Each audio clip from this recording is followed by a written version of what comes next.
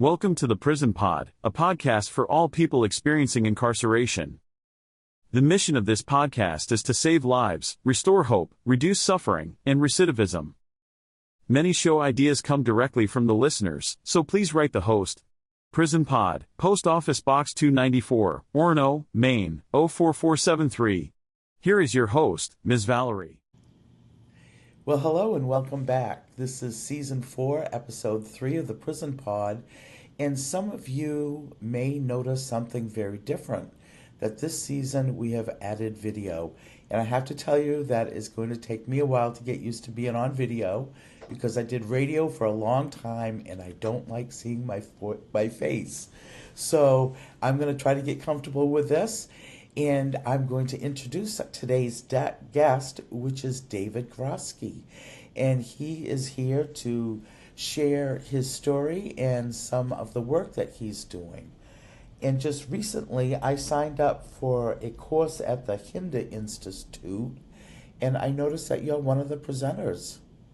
Yes, I'm one of the, both the course providers, teachers, if you will, but I'm also a moderator at times in these courses. The courses that I have been involved with for several years now at the Hinda Institute are geared towards post-release assistance to both state and federal inmates, allowing them and providing them with assistance and guidance and being best prepared for the outside once they're released, including housing issues, potential litigious issues, the continuing challenge of being in a halfway house and having at times the need to file remedies administratively within that setting, similar to when they were in prison, and a whole host of issues, banking issues, for instance, and issues that are also important for family members along those lines to be aware of and be knowledgeable of.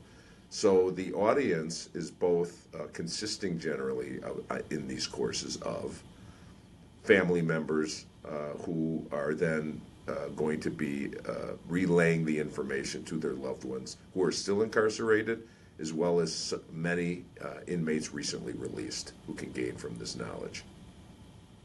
Now, do you work with the reentry staff at the prisons before the people come home? No, only this coursework generally is being provided via tablet into many of the state prisons now to provide inmates in the state prisons with this information before they're released.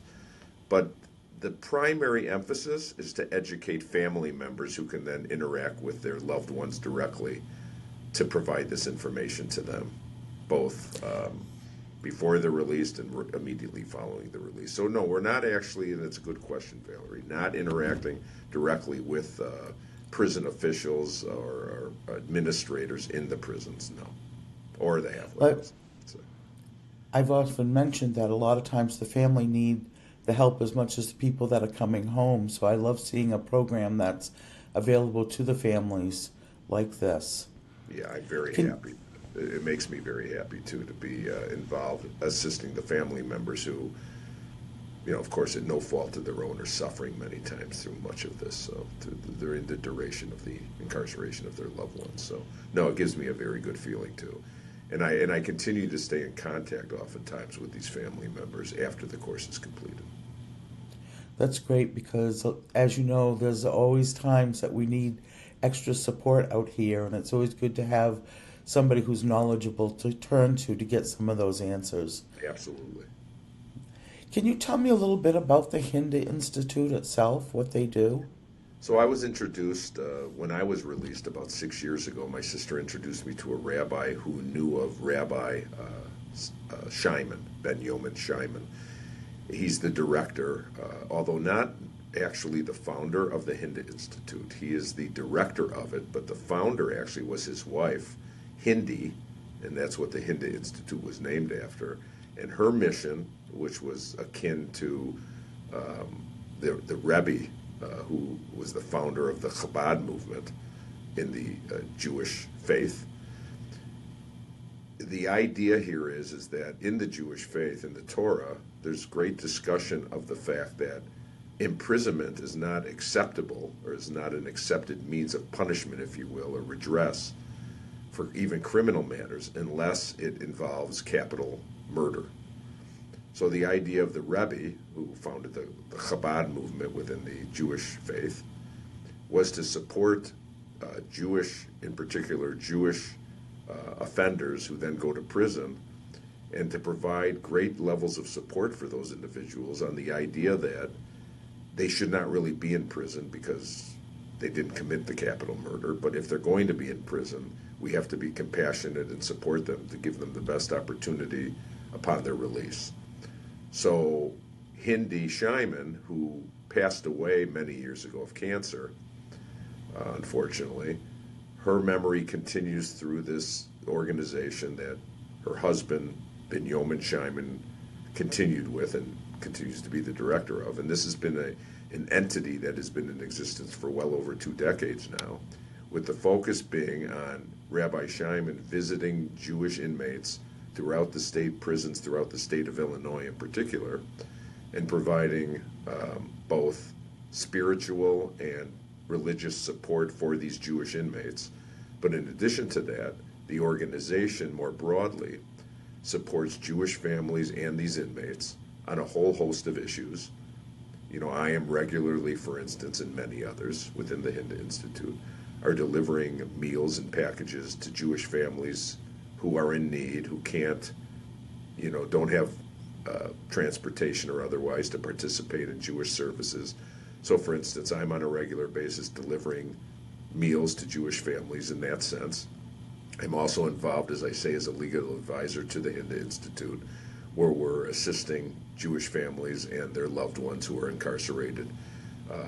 Primarily, again, as I said earlier, focusing on post-release issues, so that it gives them the best opportunity, these inmates, upon their release, to integrate into society as quickly and painlessly as possible. That's beautiful, because the more people involved when someone comes home, the better chances are of their success. And, to have that kind of support and love and caring, that's what I'm hearing. There's love and caring in there. That's what it is. It's the compassion and really love and caring. And when I say to you that I stay in touch with these families, I'm not to say I'm not sensitive to the inmate himself or herself, but, to me, it's being supportive of the families, because the families have gone through a lot of suffering. That's true. And, this is one thing I've tried for the last year or so, to get people to come on and talk about programming for children. And I haven't been able to get guests, because, I kind of, incarceration's like addiction. It's the hush, hush, shh, don't talk about it. And we need to talk about it. That's why there's so much stigma around incarceration, and so much that our people coming home have to fight against. And I actually talk about, that's a great point you make, Valer, and I think that's something that is still a continuing major problem in our country, is the attitude towards those who are criminally convicted who suffer from addiction, because addiction is an issue that is greatly villainized still in people's minds, where they don't have compassion for the addicted individuals. They villainize them, and the truth of the matter is, and I use this analogy quite often, if someone is diagnosed with cancer, even if they were a smoker and then they receive a lung cancer diagnosis, most individuals, I find, are compassionate to the person having contracted cancer. But when someone's addicted and then acts out in some fashion, not realizing that this is a mental illness that that person certainly doesn't want to have, and is a very difficult one to treat, they're villainized in the minds of most. And it's a sad reality, at least in my world. What I witnessed or experienced during my almost 11 years in federal custody was many people who were addicted and were not receiving any type of mental health support while incarcerated. And that was a very sad thing to see, because, of course, when those people are released, the chances of them reoffending goes up significantly if their addiction hasn't been addressed. Well, and, through my experience, one of the things I always used to ask when I was getting to know somebody was, were you high when you had your offense? And it was like 85%. So that has a lot to say about recidivism. You know, if we address not only the issue of addiction, but the cause that where they pick up in the beginning, which, you know, those of us who work in this field know that many that are in prison have suffered from such trauma before they ever walk through those doors. Very true. Very true. So now let's switch over to a little bit about why you do this work. Why did you have an interest in helping people that were in prison? Good question, and it relates, wholly really to my personal experience. I was incarcerated for almost 11 years on a 14-year federal sentence, having been found, having pled guilty to wire and mail fraud. I was the CEO of a early-stage biotech company and developer of medical diagnostic tests. I was its CEO and president and chairman of the board for 10 years, from 1997 to 2007. During that time, the company, as I was heading it, raised upwards of $55 million to fund its medical diagnostic testing development and commercialization through FDA approvals. And many SEC, Securities and Exchange Commission, violations occurred in the raising of the money, which ultimately led to a commencement of a civil SEC case against me and others within the company, which then morphed, or was through a recommendation through the SEC and a referral to the United States Attorney's Office for the Northern District of Illinois. A criminal case ensued. Ultimately, I pled guilty to these counts. I was sentenced in 2008 at a time when several very high-profile criminal defendants were sentenced as well, including Bernard Madoff, who received a 150-year sentence. And I was sentenced to 14 years after a guilty plea. That was a shock to my attorneys and my family and myself. I expected less than 10 years, but it was a 14-year sentence, and I served a little under 11 at 3 different federal prisons between the years of 2008, released in April of 2019. Now, did you have legal experience when you went into the prison? Well, I had been a member of the federal trial bar for the Northern District of Illinois for 15 years as a civil trial lawyer, mostly focusing in commercial and corporate litigation and some bankruptcy litigation as well.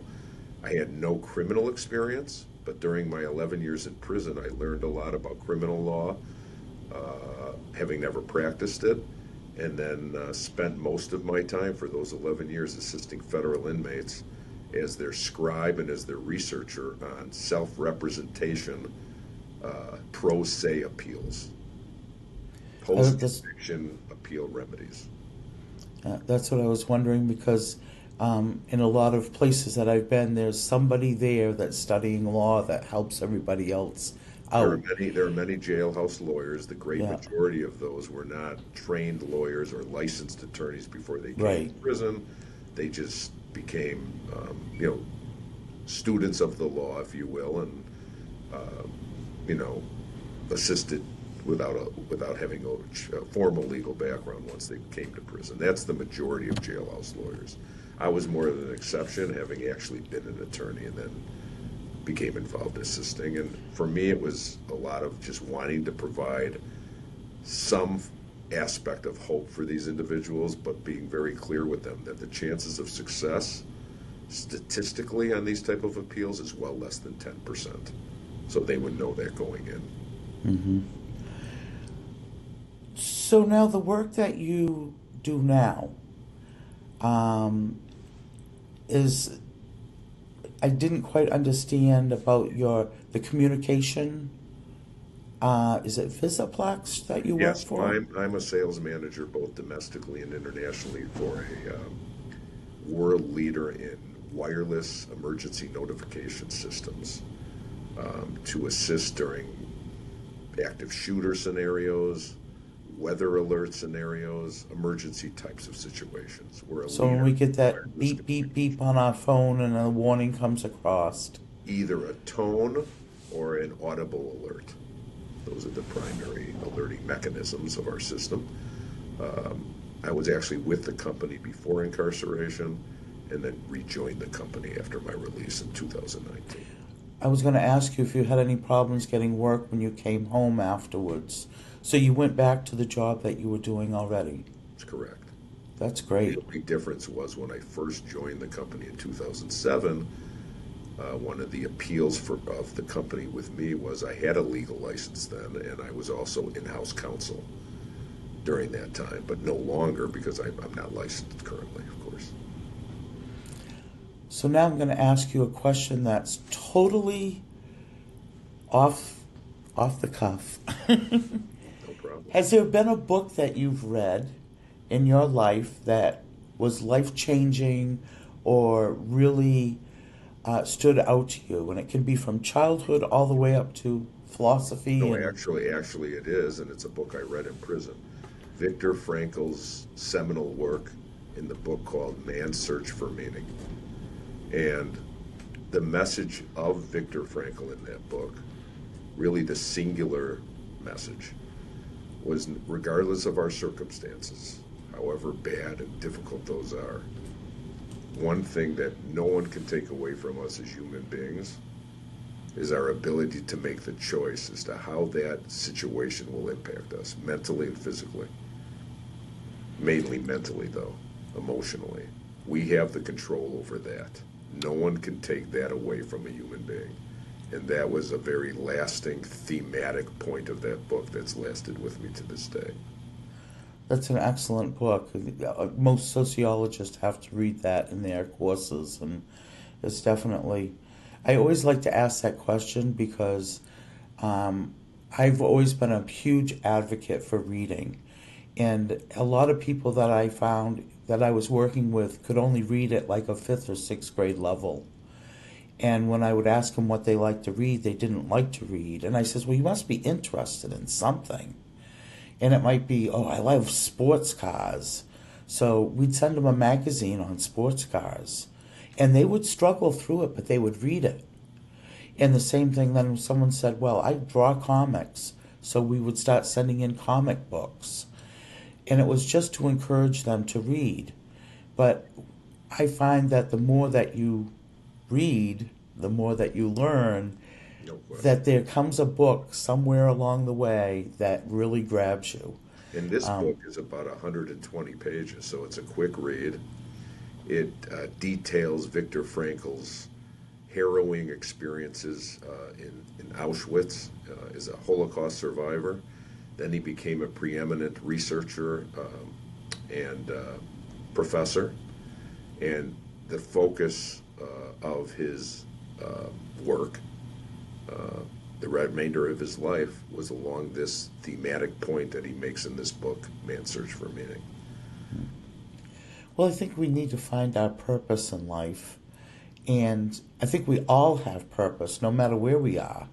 And this is a conversation. I work with death row inmates, and it's a conversation I have often with them about that they live a purposeful life, even though they're on death row.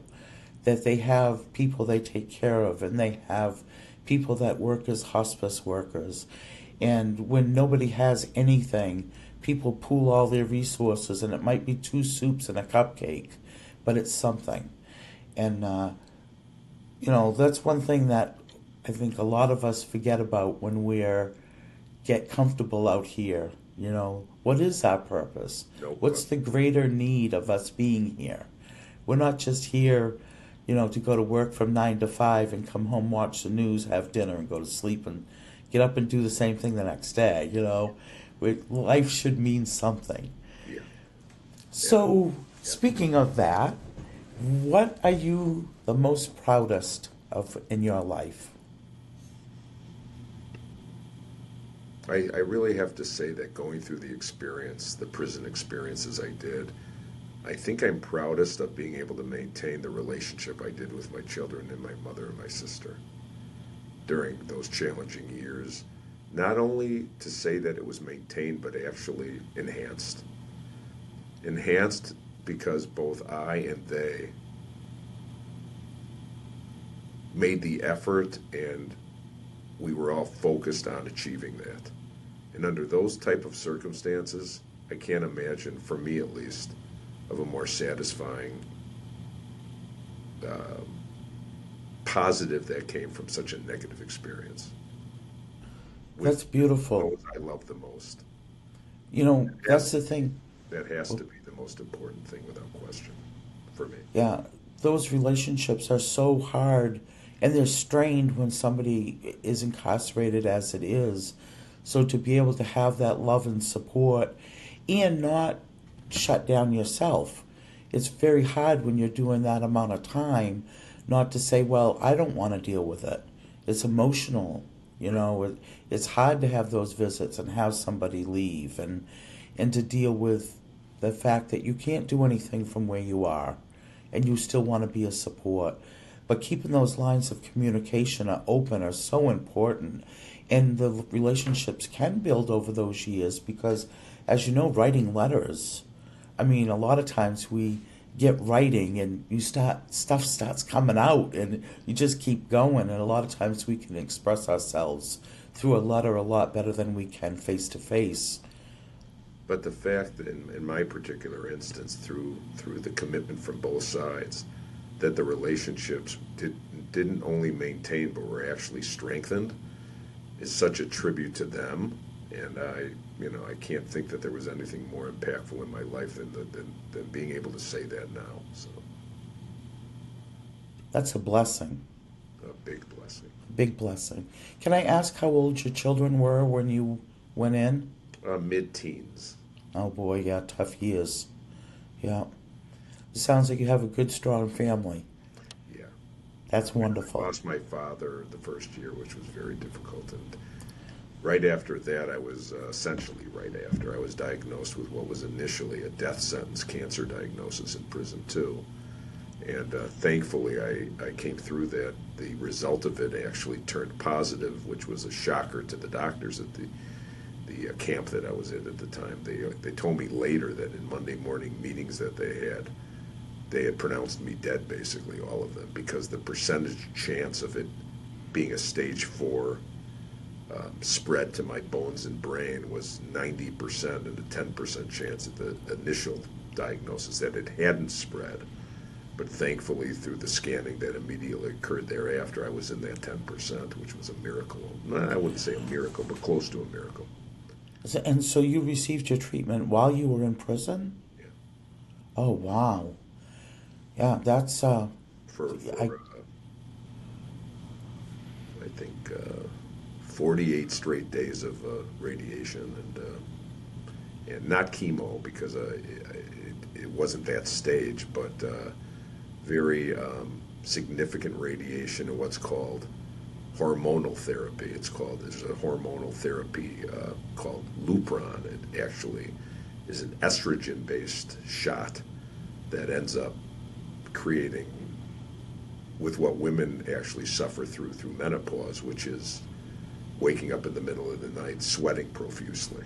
So I went through that actually.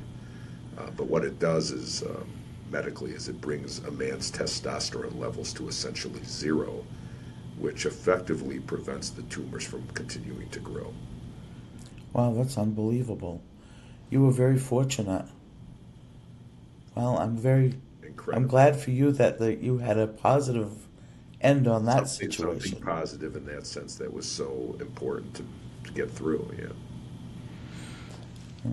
Well, you've really faced a lot in your life, and you've come out doing pretty good. Trying.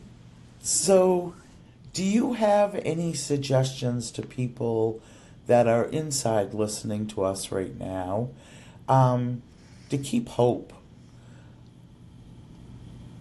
Well, like I said earlier, that's why I was assisting people legally, with the legal assistance, was to give them some hope. But let's assume you're not focused while you're inside on the appellate process or trying to get an early release through a legal positive result.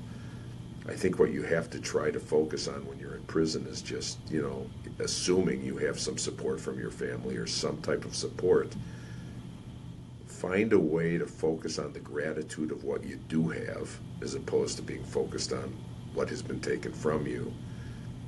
Lock in your thought process to the gratitude side of things, and that's a difficult thing to do, no question. But, for me, for instance, making it through that medical situation allowed me to say to myself, even though I've had a lot of bad fortune, I've had an incredible good fortune to be given a second chance at life, and that's of greater value than all the negatives combined. So that worked for me, but for those who don't have that situation to fall back on, if you will, or to focus on, what a person has to do is find some positive somewhere in this, really be able to focus on those from a gratitude point of view. Because gratitude, when we're in moments of feeling grateful and being and having that gratitude, it's very hard to be negative. So that has to continue to be what we're focusing on. That's a nice little piece. I like that, gratitude. So is there anything that we haven't covered in our talk here that you would like to mention before we leave? Is there any way people can get in touch with you? Are you publicly out there? Or? I'm publicly out there on LinkedIn. So I have a LinkedIn profile, David Grosky, Grosky. I think there might be, there are other Groskys. I don't think there are other David Grosky, so I could be seen that way. And, you could feel free to share my information. I think you have my email address and my phone number. Anyone who needs any type of just general guidance and support during the prison process, whether it be family or an individual who's even going through the legal process now who's yet to be sentenced, I'd be happy to talk them through any issue through my experience and be as helpful as I can be to either the individual or their family. So. That's great. Well, I want to thank you for taking the time to come on the Prison Pod today. I want to remind our listeners that you can write to me, and in the roll at the end of the show, I will have my address. I'm not sure who our next guest is coming up. I know it's another David. I have 4 Davids in a row. So. Okay. Well, that's a good thing. Yeah, it is. So thank you so much, and I will be putting this up and letting you know when it's on the air and be sharing all of your information. Valerie, thank you so much. It was a pleasure, and it's been a pleasure preparing with you and communicating with you for many months to get to today. So. Yes, I am going to say that David has to be the most patient person that I have dealt with. We have been playing phone tag, email, texting, and then I broke my wrist, which kind of threw everything off. But I really appreciate you being so patient and reminding me that you were still here and having such a great attitude about it. Thank you, Valerie. It's a pleasure. Thank you. It's been great getting to know you. Thank you so much. So I'll be back in a couple of weeks with episode 4. See you in a while. Thank you. You have been listening to The Prison Pod, a podcast not just for those in prison but for anyone who has been affected by incarceration. Ms. Valerie would love for you to write to her with your questions, comments, and show ideas. The address is Prison Pod, Post Office Box 294, Orono, Maine. 04473.